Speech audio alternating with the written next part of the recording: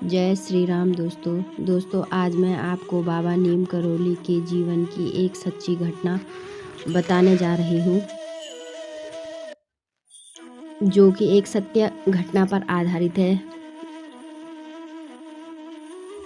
नीम करोली बाबा के परम भक्त दादा मुखर्जी, जिनको सुधीर मुखर्जी के नाम से भी जाना जाता है, उनके साथ यह घटना घटी थी। इनका वर्णन उनकी पुस्तक बाय हिज ग्रेस में भी मिलता है।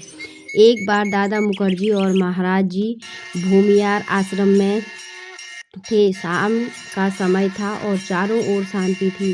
बाबा आश्रम के बाहर सड़क के किनारे बनी एक छोटी दीवार मुंडेर पर बैठे थे और दादाजी उनके पास ही खड़े थे। अचानक जब दादाजी ने बाबा की ओर देखा तो वे स्तब्ध रह गए।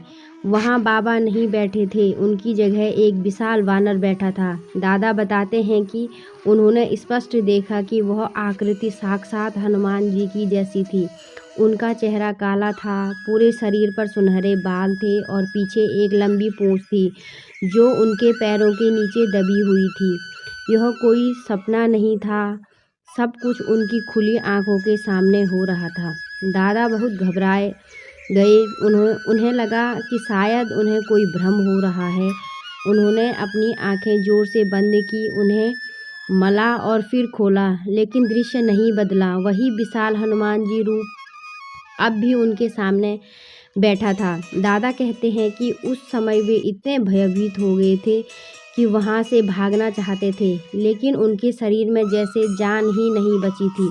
कुछ क्षण बाद वह दिव्य रूप धीरे धीरे वापस महाराज जी के साधारण रूप में बदल गया। बाबा ने उनकी ओर देखा और रहस्यमय ढंग से मुस्कुराए, मानो कह रहे हो, देख लिया मेरा असली रूप। इस घटना के बाद दादा मुखर्जी का विश्वास अटल हो गया कि नीम करोली बाबा कोई साधारण संत नहीं, बल्कि स्वयं हनुमान जी के ही अवतार